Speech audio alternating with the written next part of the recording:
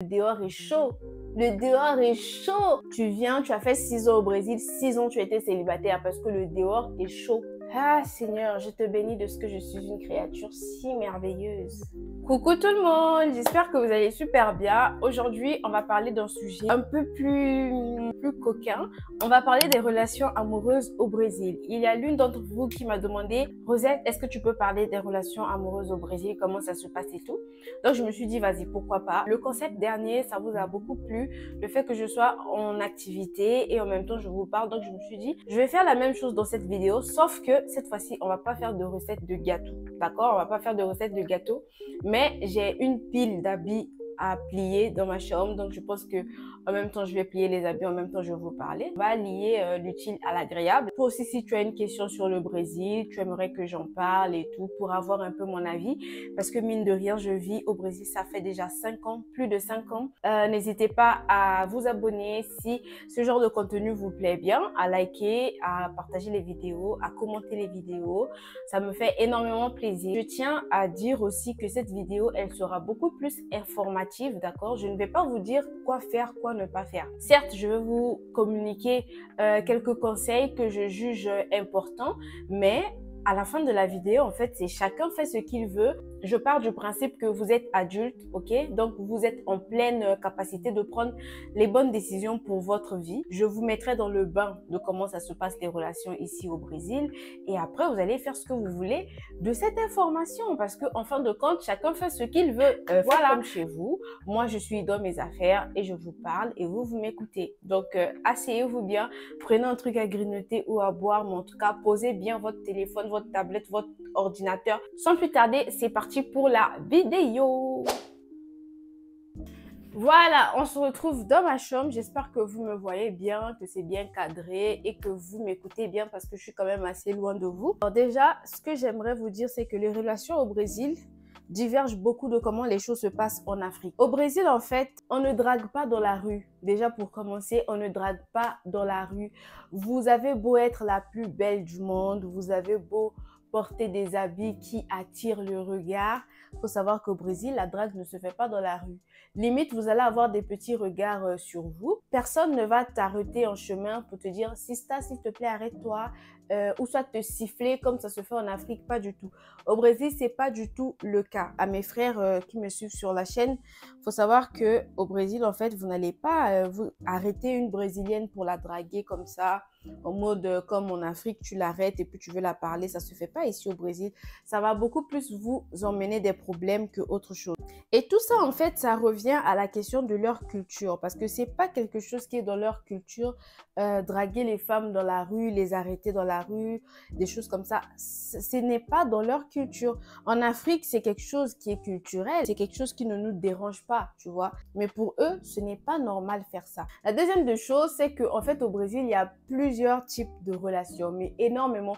Vous vous souvenez, dans la vidéo dernière, ceux qui ont suivi la vidéo jusqu'à la fin, je vous disais qu'au Brésil, vous allez voir de tout. Mais quand je dis vous allez voir de tout, vous allez vraiment voir de tout. Au Brésil, il y a une relation qu'on appelle ficar, ok? Ficar, c'est un type de relation où je fais ma vie, tu fais ta vie, mais quand on a envie de se retrouver entre 4 murs, on se retrouve, on fait nos choses et après bye bye quoi. Genre, mais tu t'inities pas dans ma vie et moi aussi je ne m'initie pas dans ta vie. Je sais pas si vous comprenez. Donc il y a ce type de relation en fait, juste pour le sexe. Voilà, c'est juste pour le sexe. Après, ça va dépendre des catégories. Il y a des personnes, ils sont dans ce type de relation-là, mais c'est quand même des bons amis, d'accord? Ils sont quand même amis, ils font quand même certaines activités ensemble, mais il y a aussi une catégorie où c'est vraiment que pour du sexe. Il n'y a pas d'engagement derrière, il n'y a pas de relation sentimentale derrière, rien du tout. Je ne te dois rien, tu ne me dois rien. Quand on veut faire nos bails, on les fait. Et puis, bye bye, ciao, ciao, chacun continue sa vie. Après, il y a un autre type de relation qu'on appelle des unions stables. Une union stable, c'est un peu comme le concubinage dans nos pays, en Afrique. Deux personnes qui s'aiment, qui sont ensemble depuis des années et qui vivent dans la même maison, peuvent se déclarer en union stable. Genre signer des papiers que c'est une union stable. Et cette union stable-là, quand les deux personnes décident de se séparer, il peut avoir un partage de biens. Après, la différence un peu avec nous en Afrique, c'est que ceux qui sont en concubinage, généralement, ne se déclarent pas auprès de la mairie que on est en concubinage et on veut déclarer notre relation de concubinage. Ça, dans nos pays en Afrique, ça ne se fait pas.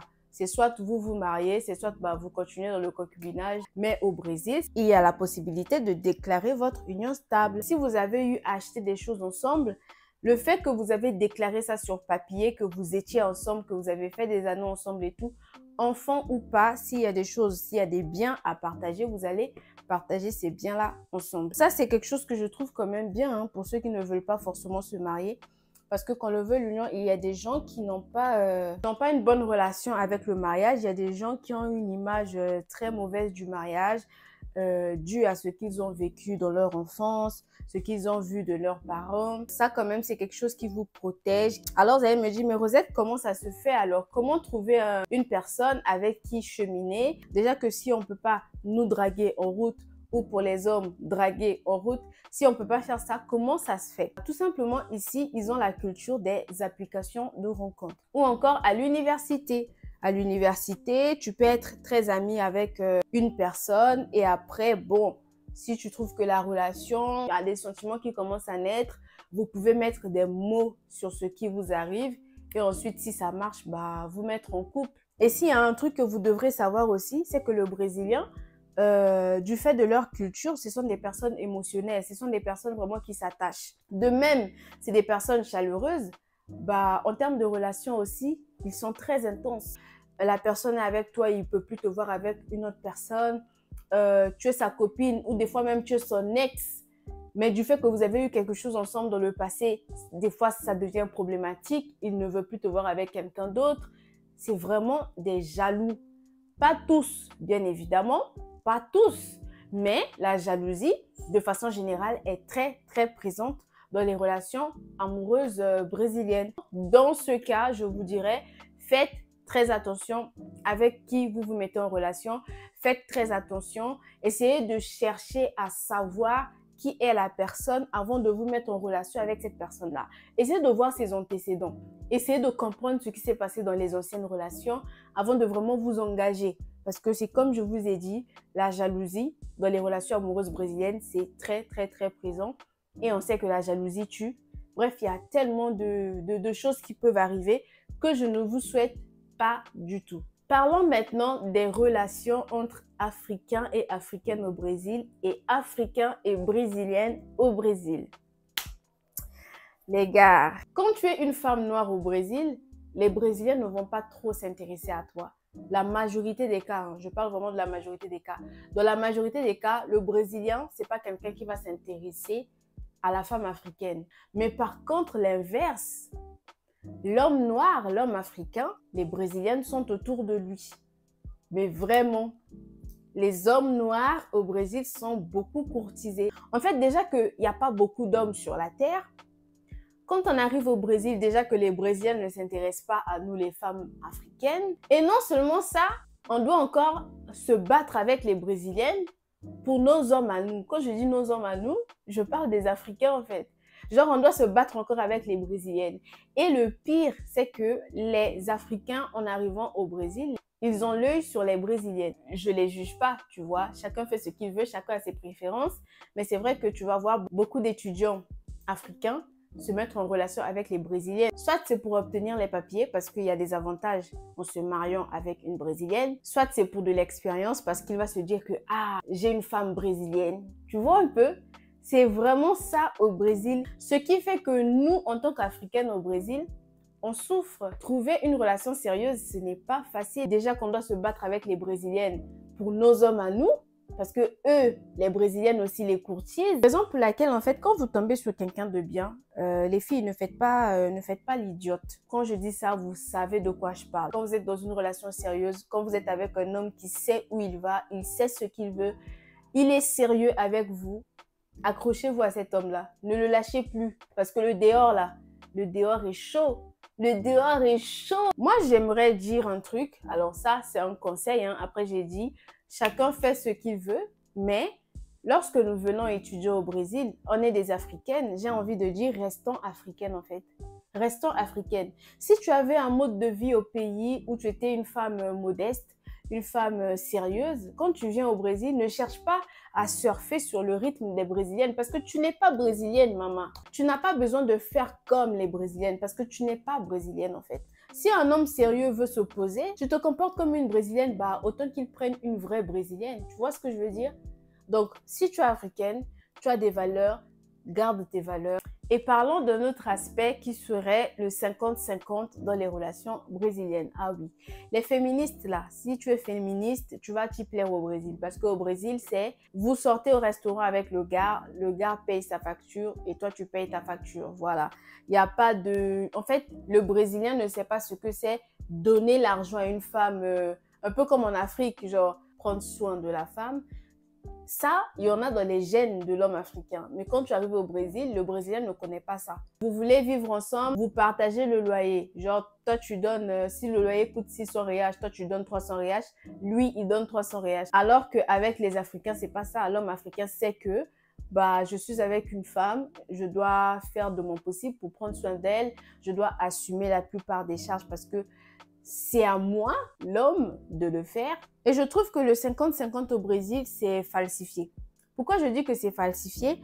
Parce que en fait, tu te dis que oui, vous payez les factures à deux, mais c'est pas comme si lui aussi va contribuer aux tâches ménagères. C'est pas comme si lui aussi, il va faire, tu vois, laver les assiettes, cuisiner. Après, il y a des hommes qui vont participer aux tâches ménagères, mais sache que la plupart aussi veulent marcher sur la femme. Ils veulent que ce soit la femme qui fasse tout. Ils veulent que la femme soit leur maman, genre que la femme lave ses habits, que la femme prépare pour lui, que la femme nanani nanana. Ce que chez nous en Afrique, c'est normal. Mais pour eux, dès lors que tu veux que moi je contribue aux factures de la maison, dès lors que toi tu veux que je paye aussi certaines charges de la maison, bah ça veut dire qu'on doit se partager aussi les tâches de la maison. Mais au Brésil, c'est pas ça. Le Brésilien, tu épouses un Brésilien. Après, je ne dis pas que tous, ils sont comme ça. Il y a des hommes brésiliens qui comprennent ce que c'est la loi de chef de famille, mais tout comme la majorité ne comprennent pas ce que c'est la loi de chef de famille. Payer les factures, prendre soin de sa femme, et etc. Donc, tu vas tomber dans une relation où tu contribues aux charges de la maison alors que c'est l'homme qui allait le faire. Non seulement tu contribues aux charges de la maison de façon égale, tu dois aussi faire les tâches ménagères, tu dois aussi cuisiner, tu dois aussi faire tout ce qu'il faut. Moi, je trouve que c'est le 50-50 falsifié, tu vois. Sinon, les gars, voilà pour les relations au Brésil. Je vous souhaite de trouver l'amour pour ceux qui cherchent l'amour. Ce qui est sûr, les hommes, il y en a. C'est vrai qu'on dit que dans le monde, il n'y a pas assez d'hommes. Mais les hommes, il y en a. Donc, au Brésil aussi, il y en a. Les femmes aussi, il y en a. Les bonnes femmes, vous allez en trouver. L'essentiel, c'est de bien chercher, de bien observer aussi. Et aussi, surtout, quand vous faites la cour à une Brésilienne, ne forcez pas. Que ce soit sur application, que ce soit à l'université. Si elle ne veut pas, elle ne veut pas. Ne forcez pas. C'est pas bien de forcer une personne d'être en couple. Si la personne ne veut pas, la personne ne veut pas. En Afrique, il y a ces habitudes-là. Genre, la personne te courtise depuis 1 an, 2 ans, 3 ans, la personne ne te lâche pas. Mais au Brésil, ça ne se fait pas. Au Brésil, en fait, 1 fois, 2 fois, 3 fois, la personne refuse, n'arrive même pas à 3. 1 fois, elle a dit non. 2 fois, tu essaies de voir la position, elle dit non, tu laisses. Tu laisses, mon frère, tu laisses. Évite les problèmes. Évite les problèmes. En Afrique, tu avais l'habitude de draguer une fille pendant 1 an, 2 ans, 3 ans. Ici, là, on risque de te poursuivre en justice pour ça. Parce que ça s'appelle de l'harcèlement. Ici, les femmes ont la facilité de crier agression. Et il y a des lois qui protègent des femmes ici. Il faut savoir que la première autorité ici au Brésil, c'est la femme. Même sur l'acte de naissance de l'enfant, on met d'abord le nom de la femme et après le nom du mari. C'est vrai que vous allez mieux comprendre quand vous allez venir au Brésil en fait. Vous allez vous mettre dans le bain, vous allez voir de vos propres yeux, vous allez vivre, d'accord, la situation en étant sur le terrain et vous allez apprendre aussi beaucoup de choses. Là, c'est vrai que je vous ai juste montré un peu de façon générale, vous dire ce qui se passe, mais c'est vrai que vous allez devoir vivre ça vous-même. Du coup, les gars, c'est la fin de la vidéo. J'espère qu'elle vous a plu. N'hésitez pas à me le faire savoir en likant la vidéo, en commentant aussi si vous avez des commentaires. Donnez-moi des sujets de vidéos que vous aimeriez voir sur la chaîne, surtout que je suis en vacances, donc je serai beaucoup régulière, ok? C'est comme j'ai dit, j'ouvre ma caméra, je filme, je vous poste la vidéo et je pense que ça fait plaisir. Donc voilà un peu. Je vous dis à la prochaine pour de nouvelles vidéos. Moi, il me reste juste à prendre mes habits, les foutre dans le garde-linge et après ma journée va continuer. Je vais faire l'effort de vous poster cette vidéo le plus vite possible, comme ça voilà. Comme ça on a un bon rythme au niveau des vidéos par semaine et tout. Ça sera pas tout le temps comme ça, mais c'est vrai que quand j'aurai du temps, je posterai le plus de vidéos possible. Voilà, donc on se dit à la prochaine pour de nouvelles vidéos les gars. Je vous fais des gros bisous et je vous dis bye bye. À la prochaine.